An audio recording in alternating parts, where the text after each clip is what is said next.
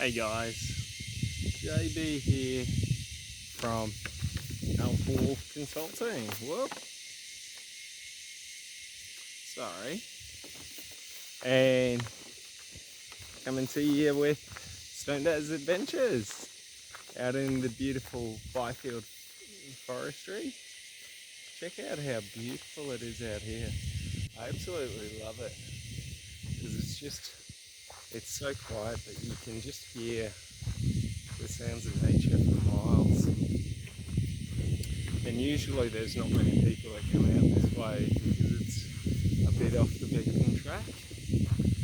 So yeah, it's usually a really nice place I find.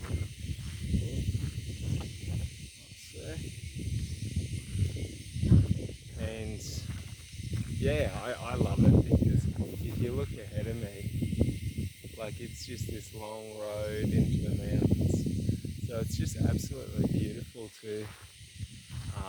Like the scenery and stuff, which is really awesome. And it's always so vibrant and green out here, which I absolutely love. And yeah, it's just a place that I love to explore. The only downside is the heat. In winter it's awesome out here because it's nice and cool. But in summer, without a breeze, it gets pretty tropical.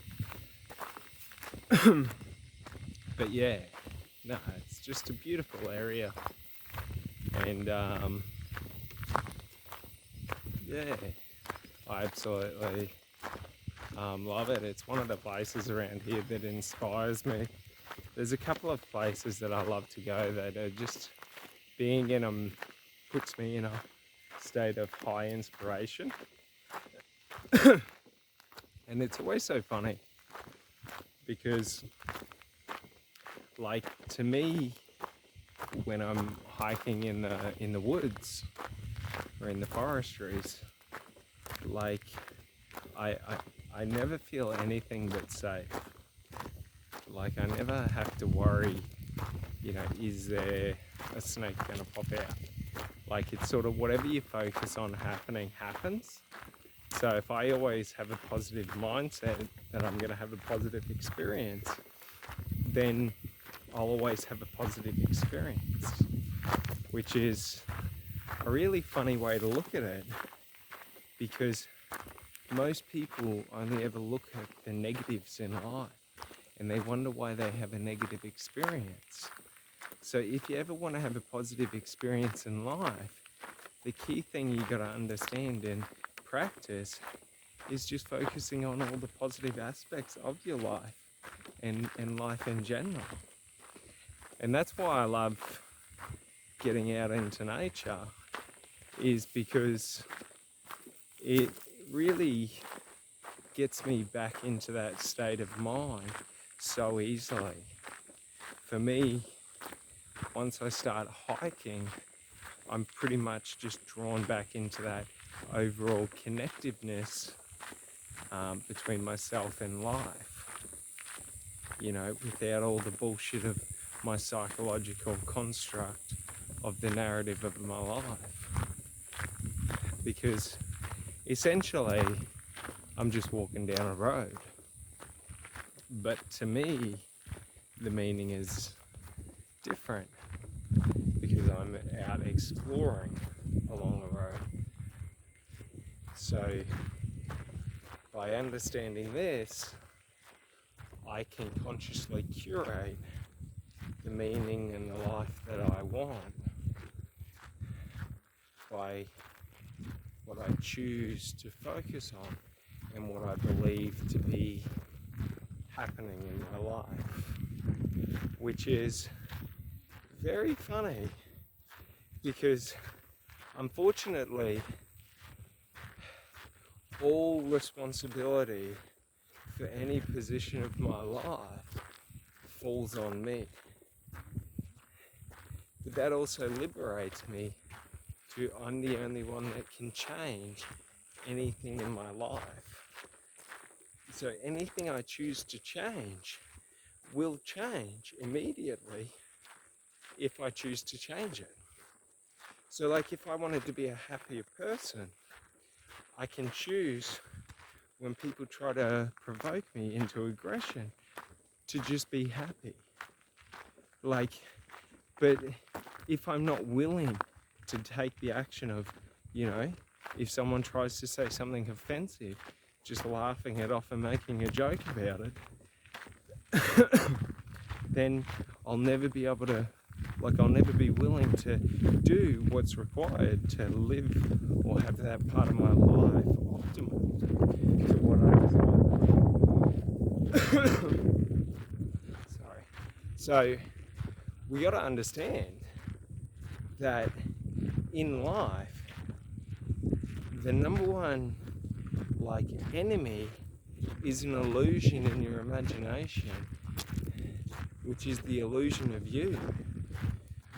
It's only you that ever stops yourself, because you craft illusions and delusions so that you're able to justify why failure and quitting is acceptable, why not having what you want and what you desire. Because the thing is, if you just make a conscious decision that whatever it takes, whatever it requires, I'll keep moving towards my goal. It may take 10 years, but you're still going to reach that goal. So if we just do the work and we focus on, instead of using output or the results as the fuel, you use the consistency of action, knowing that if I want to get a six-pack, if I train my abs every day of the week for an hour, I'll get a six-pack. And just knowing that in every action, knowing that it's not the singular action that achieves the goal, but it's the collective action done consistently. So if I know this, then I have the power to, in anything in life I want to achieve, all I have to do is unleash that power of, prior knowledge of consistent action and effort. And regardless of, and the difference between trying and doing is, I'm not measuring what it's supposed to take when I'm doing it. When I'm trying to do something, I'll measure how much did it take other people. How am I, going in comparison to other people? All these different things. So we got to understand, the effort required is individual. So maybe you're able to perform higher outputs of effort with less, with requiring you to have less, effort exposed. Maybe you're more efficient with your actions and you're able to get better results. For example, if we take getting a six-pack, well, if I know that if I train my abs 1 hour a day, that I'll get a six-pack eventually. If I want to increase that, all I have to do is train 2 hours a day, 3 hours a day. I could train for 8 hours a day if I wanted dramatic changes quickly. Do you see? It's just a scale of the effort I put in equals the effort I get out. But if I wanted to get the six-pack, well, then I know if I do compound lifts, that's going to train my core as well. So now I'm able to increase my core workout, by primarily doing other workouts that on a secondary train my core. So, if we understand this, we're able to apply these principles to everything in life. So, that's one of the key things. Is it's like the way I put it is like this: whatever you desire in life, the actions to obtain that desire, your true desire, is effortless. So you got to understand, if something's difficult, it means you don't want it. If taking actions towards an outcome is difficult, you don't truly want what it is. You're just fronting. Do you understand? Like, when you're taking the actions towards your true desires, like, it's effortless. Think about times you've been in love. Any action is effortless. You'll do anything for any duration. So we got to understand that feeling mental fatigue, feeling exhaustion, feeling difficulty, that is just your subconscious telling you, I don't truly want this. So how do we overcome this? There's two ways. The first way is we use it as an indicator and we assess if we truly want it and if we're willing to do what it takes to get it. And then the second is, if we deem that, no, I want this, then we just choose to override those feelings. So every time I'm feeling exhausted, I tell myself it's effortless, and I increase my output. And I just consistently increase my output and continue it over time. So if we think about this, like, if I wanted to run a marathon, I could start by running 5 kilometers a day, okay? And then I can increase it by 5 kilometers the next week, and then the next week by another 5 kilometers. And I just consistently do that until I reach the marathon distance, and then I can just consecutively hit the marathon distance. That way when I run the marathon is effortless because this is just my standard. Do you understand? We don't always have to go to the marathon distance. Like, if I train myself to be able to run 30 kilometers and I'm doing a 45 kilometer marathon, well, you know, what'll happen is I just know ahead of time that I'm going to gas out around 30 kilometers, so the last 10 kilometers is all going to be willpower. So, you know, around 30 kilometers, I could drop back to a fast walk or a light jog. So I can take actions to countermeasure that. So, like, but the problem is when we try, if I'm trying to train for a marathon, I'm trying to be good at the marathon. So if I can't be good, I'll give up and defeat myself. And that's what happens to most people, why they start things and then they lose motivation, because it's a bit difficult. So what we've got to understand is, like, when I'm trying, that's when I'm comparing to other people. When I'm doing, I'm just listening to what can I do. So I'm just taking action. So just understand that doing doesn't require thought in your action, because the actions you are naturally drawn to take will be the right actions. When you are faced with a decision and the action isn't right, you'll feel in your stomach that this isn't right for me. So for example, for me, there's so many things in life, like in my pursuits, in my career, in my business, and building my brand, that when I go out and try and sell to people, it doesn't feel right to me because it's not the way I want to sell. So the thing is if I force it and I force myself to sell that way, I will be miserable in my own business because I have a different form of, like, way of selling. One that is more efficient and effortless, but it requires a lot more in the setup, and it requires a larger investment, and you have to build a lot more infrastructure. But it's more efficient in the long term.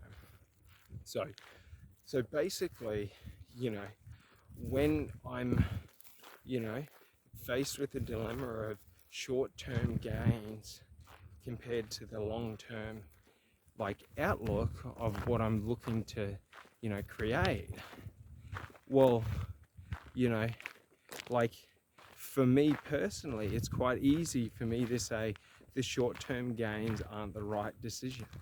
It's never the right decision to sell yourself short. you know, even if I have to weather many bad storms, like I'd rather weather the bad storms to reach my destination than just give up and accept somewhere because it's safe. So like what we have to understand, and what I had to understand, is that like once you make that decision of this is what I want to do and this is where I want to go, it's effortless to take the actions towards achieving that goal. The hard thing is when you're faced with taking inauthentic actions or actions that try and divert you. So understanding this is just understanding that if I'm not feeling driven towards taking action in what I think I want to do, maybe I'm wrong, okay? But I can always condition myself through behavioral conditioning to like transfer a positive emotional like sort of feeling to that what do you call it, like what I'm able to do is, even though I feel negative about taking action, I'm able to rewire my brain and switch the negative to a positive. So I just focus on all the positives, and I always focus on the positives associated with that action, and then over time all I see is the positives. So it's like, you know what I mean? You can force yourself, but what you have to understand is in anything that you have to force yourself to do, like you just got to be willing to pay the cost. So like what I mean by that is if you force yourself into a career, let's say insurance sales, and you're not passionate about it and you wanted to do, oops, sorry.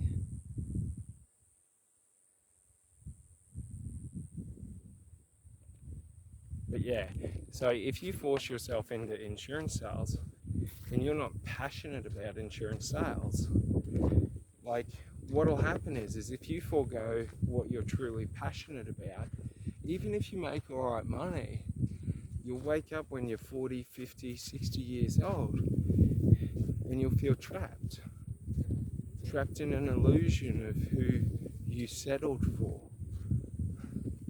So like it doesn't matter how long you live in the illusion, okay? And the illusion is when we negotiate with ourselves on what we're willing to accept in life.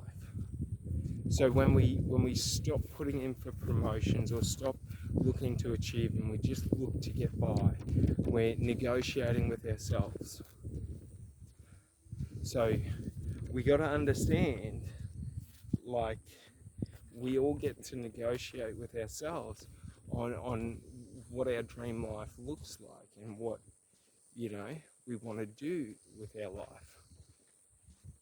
So, you know, the thing is if you're inauthentic with,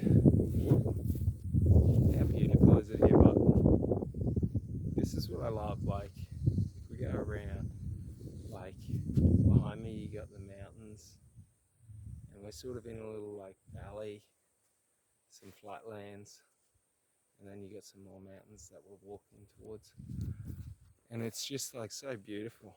But, you know, if you settle for less than you want, so it's sort of like in relationships, settling for someone who's comfortable, not someone who you're, you know, in love with. But the thing is that, like, to actually be in love, you must understand love, because there's so much false love that is lust, that masquerades as love, that isn't real. You know, there's telling yourself you're in love so that you put up with toxic behavior or negative behavior, like, you know, on both sides. Like, The problem is people who don't deal with their negative emotional trauma, they tend to project and expose other people to those aspects of them, to those aspects of that trauma. So like, you know, if a girl has, been cheated on, repetitively, and made to feel like shit, well then every time you try and make them feel good, they're gonna treat you like shit, because they don't, you know, like it's like it's subconscious beliefs. You know what I mean? Like these are limiting beliefs because they're subconscious. They're narratives that made their way into your subconscious that aren't truly yours. They're from other people. So like in self-development, like truly liberating your mind is going through with a fine-tooth comb and just seeking to understand what is authentically me and what